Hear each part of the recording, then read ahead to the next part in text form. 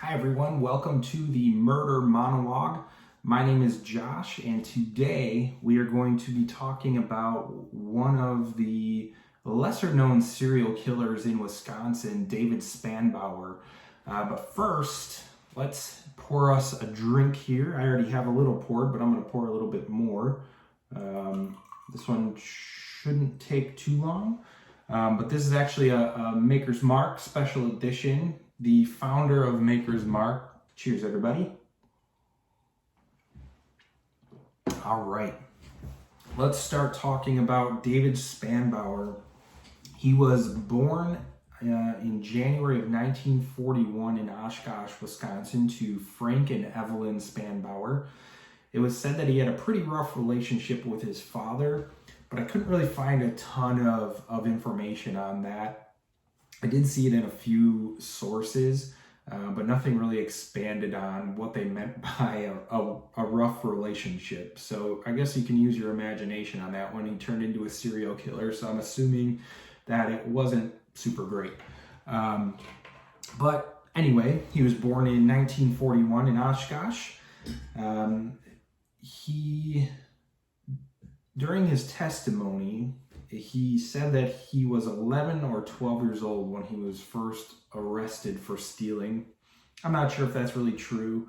A lot of people, not a lot of people at 11 or 12 years old get arrested for stealing. But his next true brush with the law was purse snatching and just stealing, and each of these he was given warnings for these offenses, which were kind of on the books for him. So I'm not necessarily too sure about the being arrested at 12 years old. I'm not 100% sure on that, but he said it, so who knows.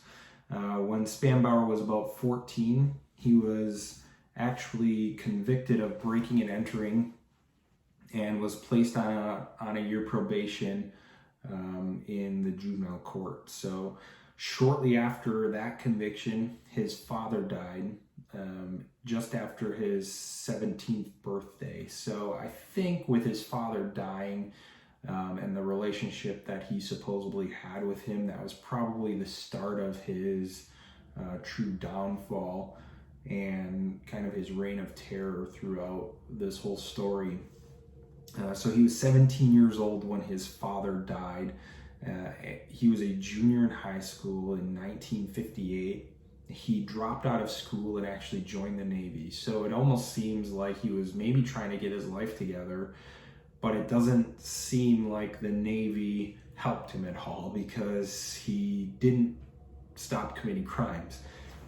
David served 2 years in the Navy, but the crimes didn't stop at all. He was arrested for carrying a concealed weapon and for robbery. So it was fairly serious crimes when you were part of the military.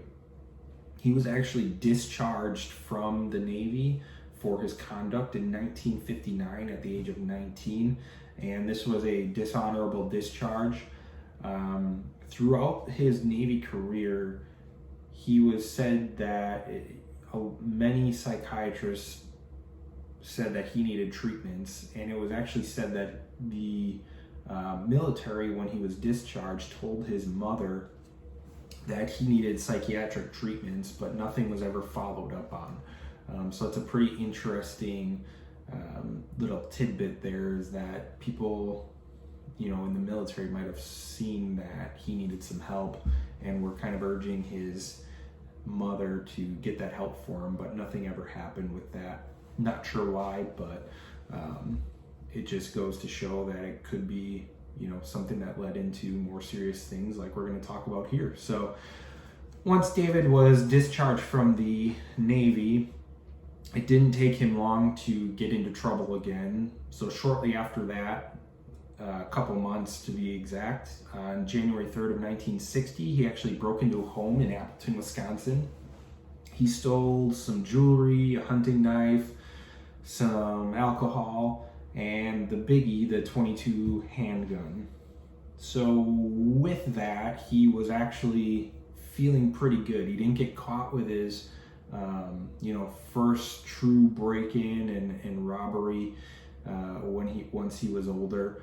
He still had adrenaline from the night before and decided the next day that with his success the night previously, he was going to do it again. So the next day, he robbed another house in Neenah using his newly acquired handgun and still didn't get caught.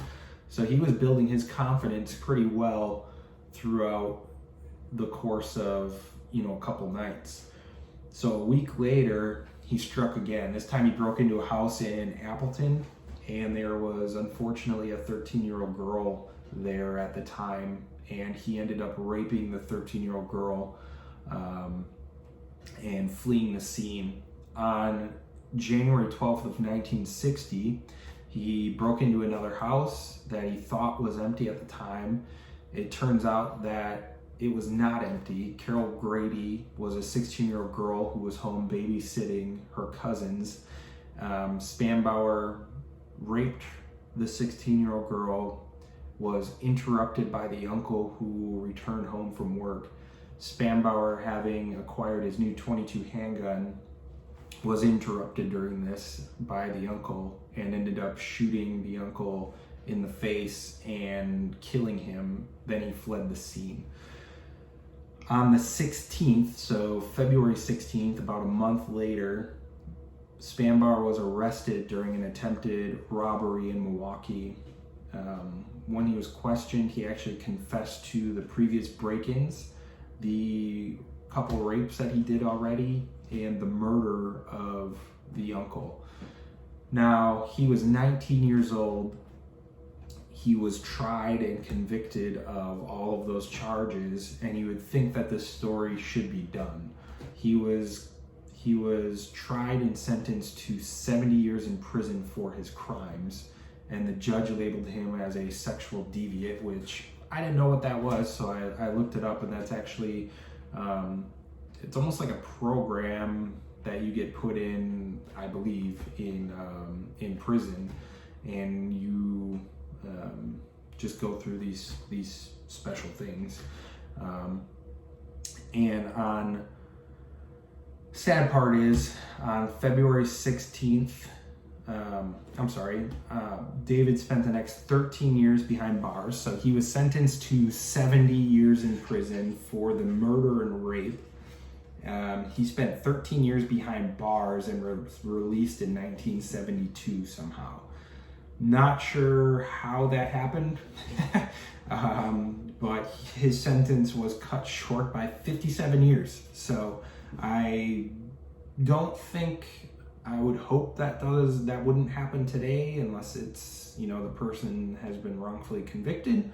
But Spanbauer, testified and confessed to doing all of this, and his sentence was still cut short, sadly. So he spent 13 years behind bars. He was released.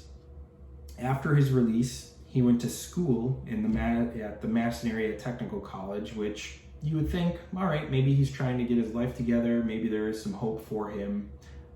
He actually did fairly well in school. He averaged a decent grade point average and had a B average in school. So he was doing pretty well for a while. He was living at the local YMCA at the University of Wisconsin campus.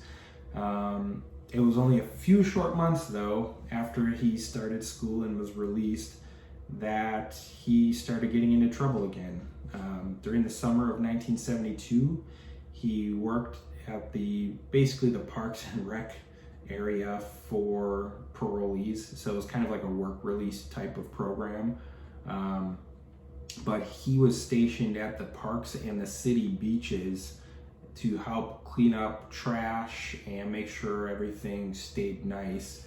However, this is a university city, so it's a college town, and all of these students and partiers are going out to these beaches as well, and that is just not a great environment for Spanbauer to be in.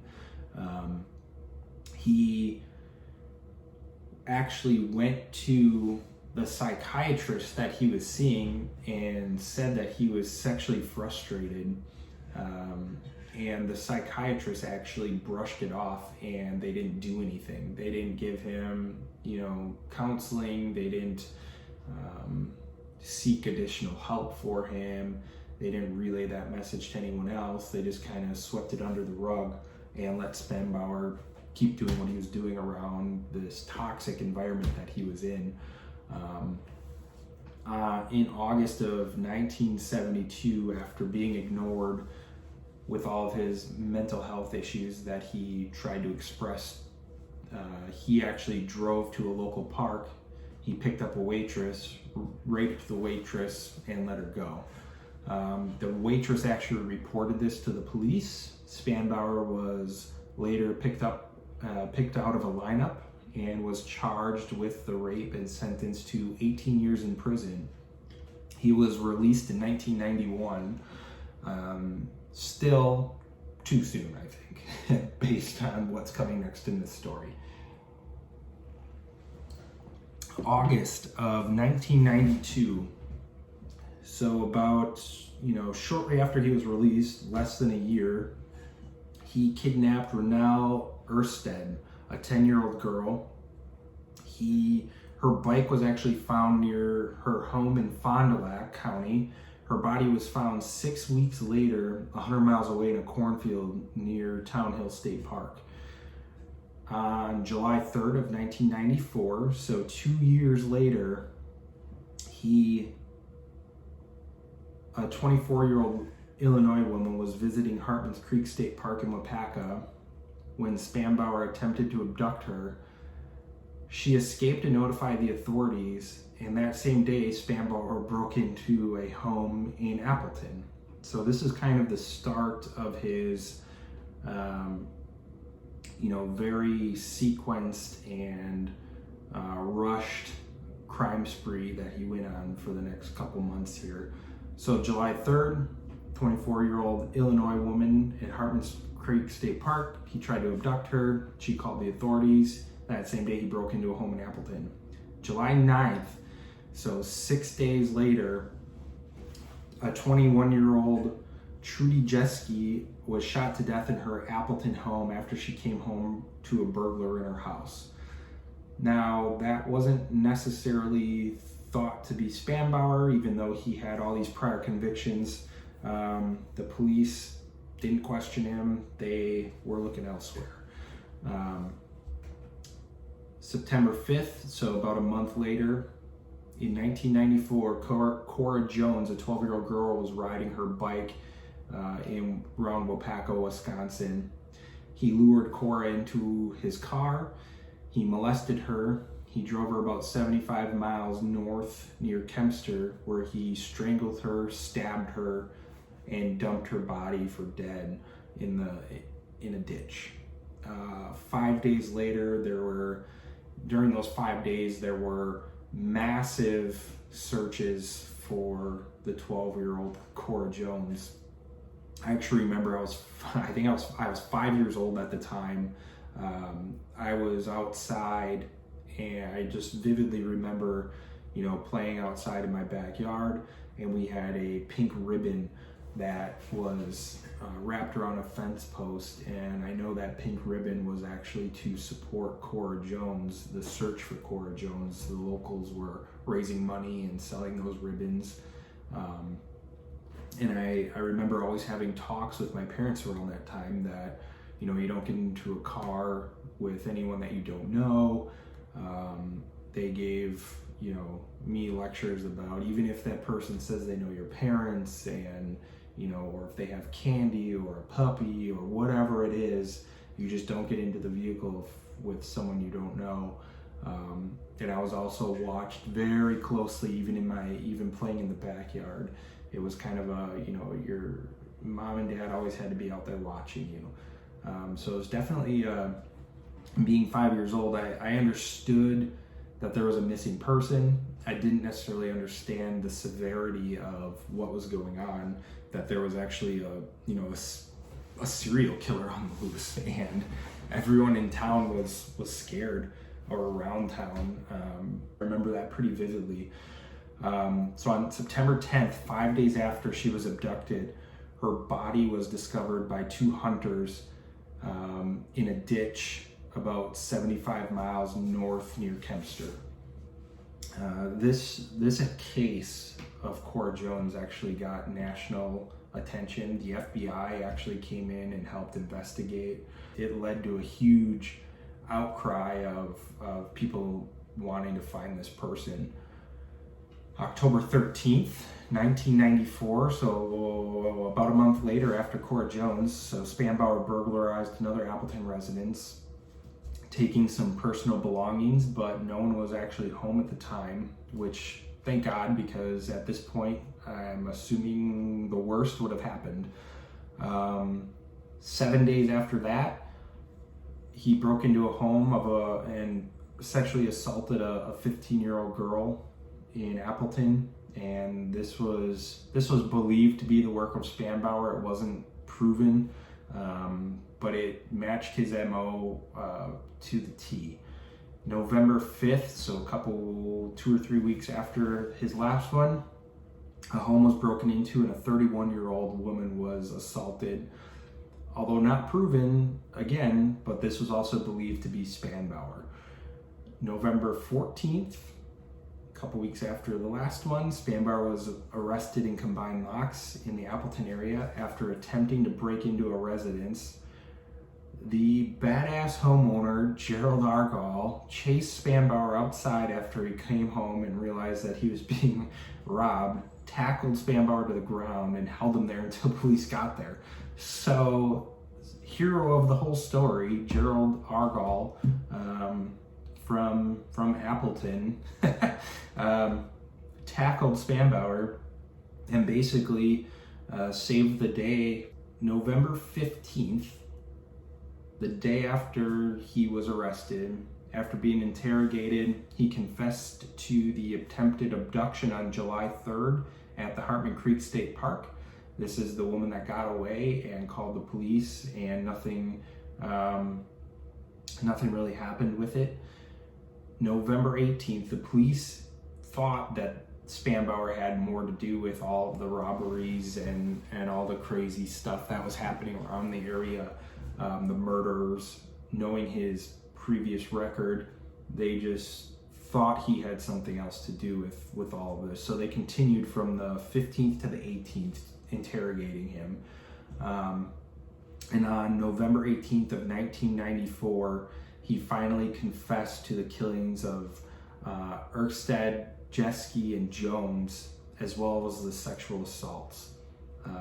He was later sentenced on December 20th of 1994. He was sentenced to 3 consecutive life terms plus 403 years. So there is no way he is getting out of prison this time. July 30th of 2002, David Spanbauer died at the Dodge County Correctional Institute in Wisconsin, and he died of natural causes. So the reign of terror was finally over, and David Spanbauer was really a lesser known serial killer in Wisconsin. Every time, I mention the name, everyone likes to talk about, Ed Gein or Jeffrey Dahmer. But what they don't realize is David Spanbauer killed several people, and he was a serial killer as well, and just caused mass chaos and turmoil for all the families. And even as a 5-year-old in 1994, I remember everything that Spanbauer did, and the chaos that he caused just on a 5-year-old. Some interesting facts that I learned when doing some research on this is the Outagamie County Circuit Judge actually called Spanbauer pure evil when he was sentencing him. Spanbauer had no remorse for his crimes.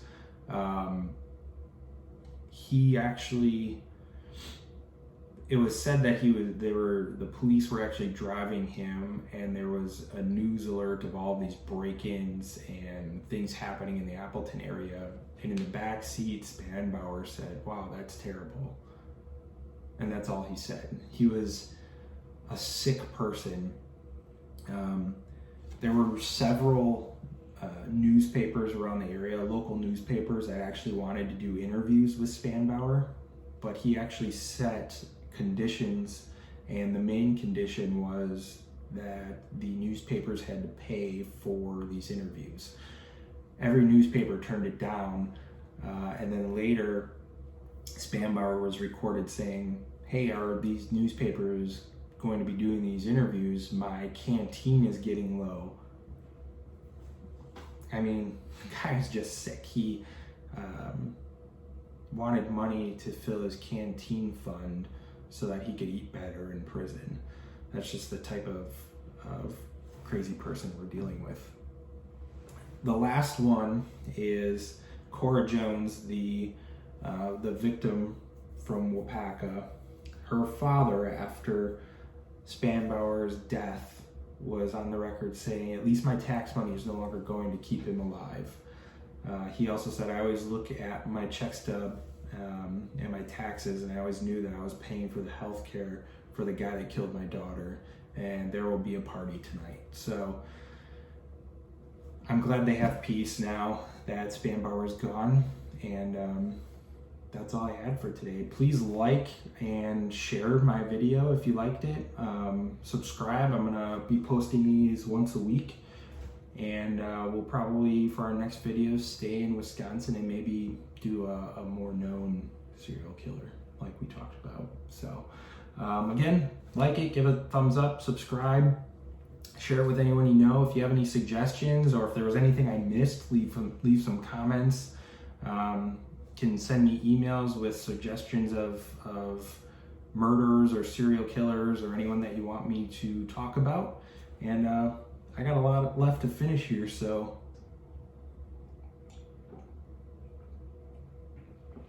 ooh.